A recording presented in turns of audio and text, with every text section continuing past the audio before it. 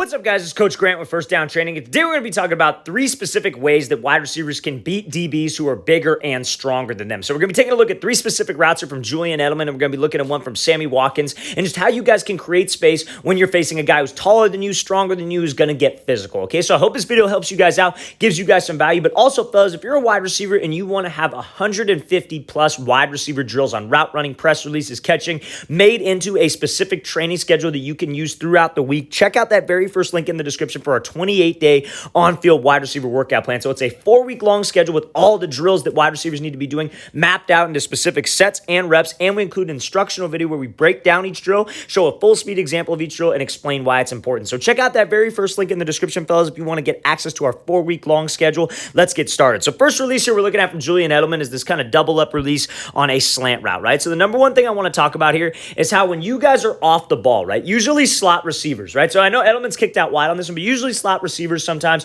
you guys are off the ball, you're going up against a bigger physical linebacker who's stronger than you. Our game as a smaller guy, maybe not the strongest guy in the world, is not going to be trying to combat hands and sit there and hand fight and work all these fancy hand technique movements. It's about being sudden with your feet and using the range that we have, right? So he's off the ball, so he's got what, maybe about a yard, maybe a yard and a half from this DB. That's enough for us to work in range, right? So what do I mean by range? I mean this range right here where this DB, if he's going to get hands on him, he has to lunge at him. So you see when Edelman decides to go with this double up, he stays in this specific range, I guess you could say, but he still finds a way to actually threaten this DB vertical. He's turning his hips, turning his shoulders, his eyes are to the outside. This makes that DB think that he's going outside. Not how far he's stepping. He's not reaching way out. He is stepping outside of the DB's frame, and we talk about that a lot. That's what you want to do, but you want to make sure, fellas, that we are throwing to the outside but staying in this range, because if this DB wants to get hands, right, much bigger guy than Edelman, if he wants to get hands, he has to address him. He has to come at him. He can't get hands from this specific spot in his base. Now, the mistake a lot of receivers will do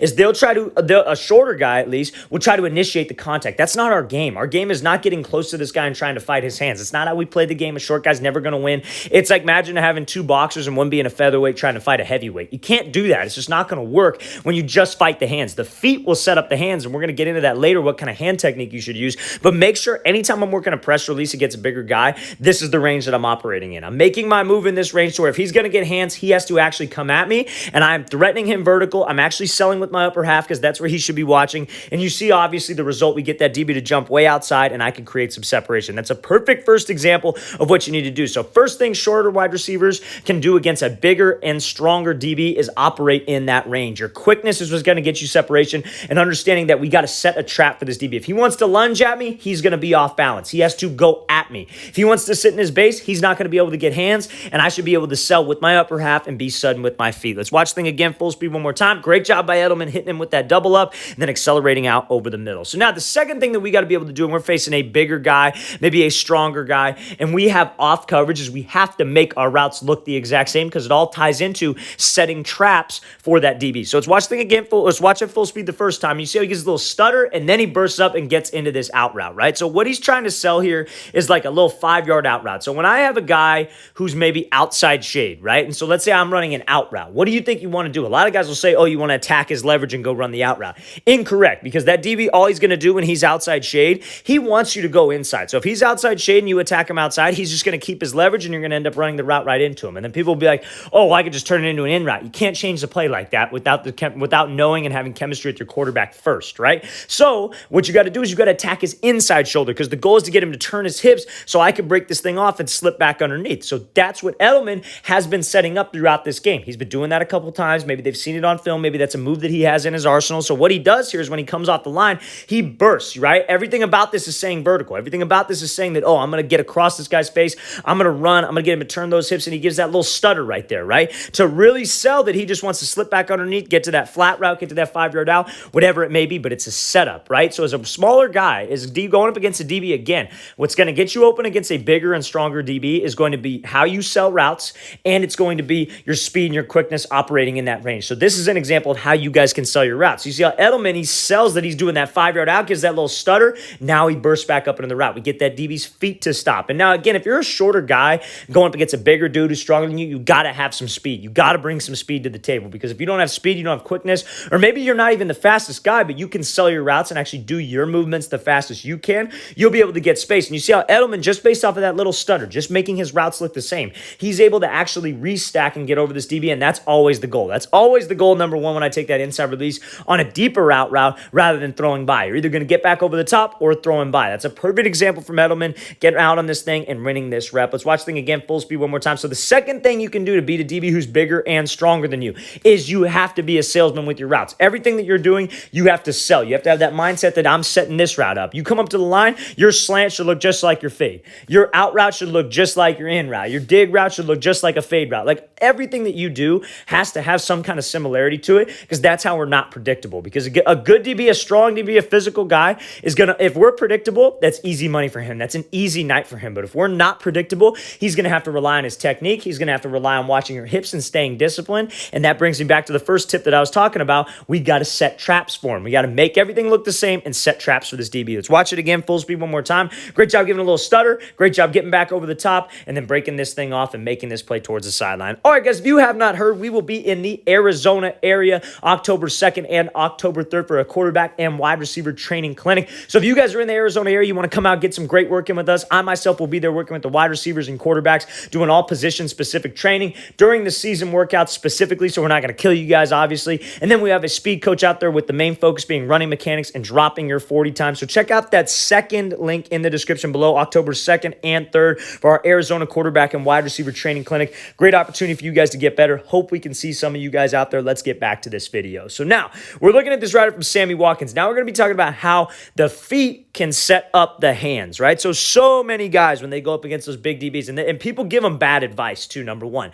The bad advice is, oh, well, you got to make sure that you got to work your hands. You got to have good hand technique. You got to swat this hand. You got to do this. You got to swat, then rip. You got to swap, then shoot over the top. And while, yes, all that is true, nothing happens if you don't actually move this DB off the platform with your feet. So you see how Sammy Watkins, I call this like an icky shuffle release, because it's like that icky shuffle ladder drill that you do where you go 1, 2, 1. So it's like 2 in the box, 1 out, 2 in, 1 out. So when he comes off of here, he hits him with this right, left, right? And you see how much he's actually working outside of Sherman's frame right here, how much he's actually selling with his body. This is getting to that far right lane that we love to talk about on this channel, right? Releases are like driving. You got the left lane, you got the middle lane, and then you got the far right lane. When we want to move Sherman to that far right lane, I actually have to step to the far right lane. I can't just give a little head fake. I can't just give a little lean, because that DB's watching what? He's watching my hips. And you see how Sherman, again, he's watching those hips. And Sherman's a big dude, right? Going up against Sammy Watkins. So the feet, understanding range, that's what's going to get you space. He doesn't get too close to him, and he doesn't cover himself. He operates in this range at this like almost 45, selling it vertical, and that's what gets his DB off the platform. And you see now that's what sets up the hand technique. When we can move him off this platform and I can get him all the way to the outside foot, I can get him stuck, I get his feet to stop, that's when I can start working my hands. I don't want to go off him off the platform, or I don't want to just keep it square with him and try to fight those hands and then have this slow release where I try to run around him, because he's going to recover. DBs work that all the dang time.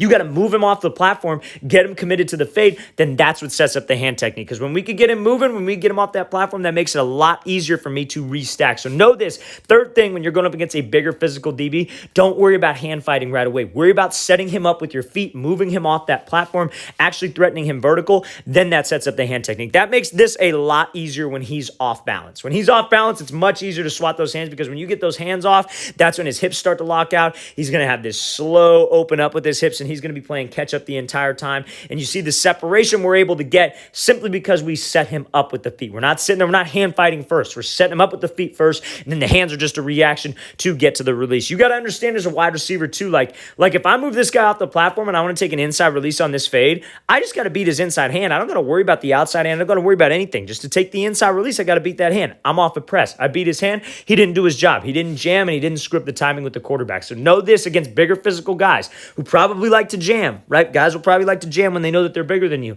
Your feet set up the traps. You don't want to just come off the line and start fighting their hands. Set them up first. Let's watch the thing again, full speed one more time. Great job by Watkins hitting that icky shuffle release, swatting those hands, and then making this play downfield. All right, guys, we want to thank you for watching. I really appreciate it. If you guys have any questions at all, please feel free to leave those in the comments below. I'll get back to you as soon as I possibly can. Always appreciate the feedback. Always great hearing from you guys as usual. And again, fellas, if you want a 4-week-long schedule, 150 plus wide receiver drills made into a day-to-day schedule with sets, repetitions, and instructional video, check out that very first link in the description below for our 4-week on-field wide receiver workout schedule. Hope you guys can check that out. I'll see you guys next time.